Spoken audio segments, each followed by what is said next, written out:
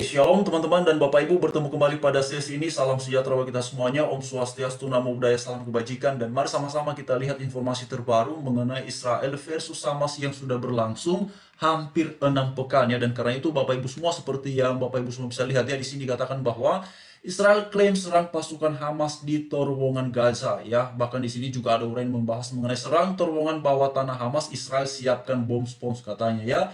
Lalu di sini dijelaskan bahwa Israel dilaporkan menyiapkan senjata baru yang disebut sebagai bom spons ya untuk melakukan penyerangan terhadap pihak Hamas, terutama di terowongan bawah tanah yang terletak di Gaza, Bapak Ibu ya, yang dibangun oleh pihak kelompok militan Hamas ya. Jadi Bapak Ibu semuanya, untuk melakukan serangan tersebut di sini dikatakan bahwa pihak dari Israel menyiapkan senjata baru yang disebut sebagai bom spons ya. Lalu bilang juga dikatakan bahwa pasukan pertahanan Israel telah menguji bom tersebut, dan kemudian kawan-kawan di sini dikatakan ya, tidak mengandung bahan peledak tetapi digunakan untuk celah atau pintu masuk terowongan tempat para pejuang Hamas dapat muncul. Nah itu dia Bapak Ibu, berarti ini semacam sebuah strategi yang diterapkan oleh pihak Israel kawan-kawannya untuk mereka melakukan serangan-serangan kepada pihak Hamas ya, terutama di terowongan ini. Karena selama ini kan kita lihat ya, pihak dari Israel kan aktif melakukan serangan udara kawan-kawannya melalui roket ataupun rudalnya ya, sering juga melakukan serangan kepada pihak Hamas, bagaimana yang sudah dideklarasikan oleh Perdana Menteri Israel Benjamin Netanyahu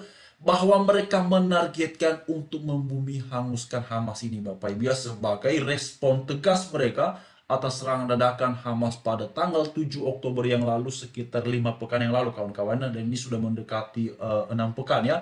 Lalu kemudian kalau kita lihat juga di sini kawan-kawan, dikabarkan bahwa ini ya, Israel ini mengklaim ya bahwa pasukannya menyerang gerilyawan Hamas ya di dalam jaringan terowongan Hamas tersebut Bapak Ibu ya.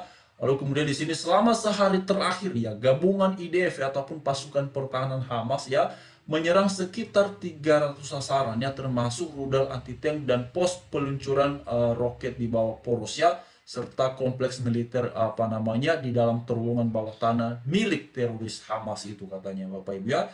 Jadi bahkan kemudian juga di sini dikatakan ya, pasukan Israel juga menjatuhkan bom di Gaza ya semalaman dalam serangan udara, laut dan darat yang menghantam wilayah barat laut dan daerah kantong pantai tempat pasukan Israel beroperasi di darat ya, kata para saksi mata di situ Bapak Ibu. Jadi memang kawan-kawan kalau kita perhatikan ya, ini sudah berlangsung hampir 6 pekan ya, dan situasinya bukan semakin meredam, malah semakin mencekam ya. Lalu kemudian juga di sini dikatakan bahwa otoritas kesehatan Gaza mengatakan ya, bahwa 8.300 termasuk ini kawan-kawan 3.000-an lebih juga ini ya di bawah umur katanya telah menjadi korban atas situasi tersebut ya. Nah ini dia Bapak Ibu ya.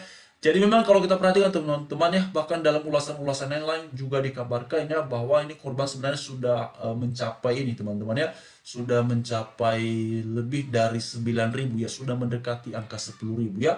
Lalu ini dia Bapak Ibu ya, beberapa jam yang lalu dikabarkan di situ. Mari kita lihat ya beberapa informasi pembanding terkait dengan situasi yang sedang terjadi di sana. Bahkan teman-teman beberapa hari yang lalu ya, sebenarnya ini juga ramai sekali dibicarakan ya mengenai Israel yang memang intensif sekali ya melakukan serangan, dan bahkan bukan hanya itu ya, Israel ini juga secara tegas menyatakan ya penolakannya ataupun ya ketidaksetujuannya untuk menghentikan serangan ini kawan-kawannya, dalam pengertian mereka melakukan gencatan senjata kepada pihak Hamas. Bagi Israel itu tidak mungkin katanya untuk mereka lakukan, karena Hamaslah yang pertama memulai situasi ini, dan Israel akan membalasnya sampai mereka bisa dimusnahkan katanya. Jadi Bapak Ibu semua ya, kalau mengingat pernyataan dari pihak Israel melalui Perdana Menterinya ini, tentu ini situasinya Bapak Ibu akan semakin memanas, dan sepertinya ini bakalan panjang kawan-kawannya. Di tengah-tengah pun kita tetap ya berharap semoga situasinya membaik, karena lagi-lagi saya mau sampaikan bahwa yang paling prioritas diberikan perhatian atas kondisi situasi yang sedang mencekam ini adalah mereka yang disebut sebagai masyarakat sipil ataupun warga biasa, terutama mereka yang sebenarnya tidak mau ikut-ikutan, tidak mau terjadi situasi yang seperti ini. Bahkan kalau Bapak Ibu perhatikan di video kita sebelum ini ya, Bapak Ibu bisa perhatikan tuh ada dua video kita ya teman-teman ya, ataupun yang kemarin itu Bapak Ibu bisa perhatikan ya. Ini kita lihat ya, ada ulasan-ulasan yang kemudian membahas bahwa sebenarnya warga di sana tuh nggak mau situasi kayak begini ya. Terutama mereka-mereka Bapak Ibu yang selama ini sekian ratus ribu orang ya bekerja di Israel ya Bapak Ibu ya, di rumah sakit dan segala macamnya itu ya. Nah dengan situasi yang seperti ini bagaimana bisa kerja Bapak Ibu ya. Nah sekarang kalau sudah seperti ini ya, bagaimana mereka mencari nafkah ya. Nah memang ini beberapa hari terakhir juga sudah ada uraian-uraian membahas terkait dengan pihak apa namanya Bapak Ibu sudah banyak juga ya yang mencoba membantu ya apa namanya pihak warga yang ada di kota Gaza, dan Bapak Ibu semua ya, memang bantuan ini tentu sangat bermanfaat, tetapi sebenarnya jauh lebih bermanfaat bila ya situasi ini tidak terjadi. Itu dia Bapak Ibu ya, itu yang kemudian sering sekali saya sampaikan bahwa ya kadang-kadang begini teman-teman ya, situasi yang paling baik dalam situasi seperti ini kalau saya sih melihatnya bukan tentang berpihak kepada siapa ya. Saya melihatnya demikian ya. Situasi seperti ini bukan tentang berpihak kepada siapa, karena saya sudah lihat kawan-kawannya sekitar 6 pekan terakhir ini ya, hampir mendekati 6 pekan ya. Saya lihat sudah banyak orang yang berpihak ya, banyak bahkan bukan hanya orang ya, perorangan komunitas ataupun negara kawan-kawannya sudah menyatakan keberpihakannya dan segala macamnya ya, dan mengecam pihak yang lain yang tidak dipihak ya, yang tidak ya, pihak yang mana mereka tidak berpihak pasti itu akan dikecam ya. Sekarang pertanyaan, dengan berbagai macam kecaman yang dilontarkan kepada pihak manapun ya, kepada Israel, kepada Hamas dan segala macamnya, apakah situasinya sudah membaik? Apakah kemudian itu menolong masyarakat yang di sana?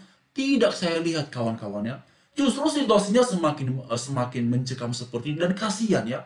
Kasihan masyarakat biasanya Bapak Ibu ya. Warga biasanya itu loh yang kasihan. Saya lihat kawan-kawannya beberapa apa namanya informasi yang beredar ya.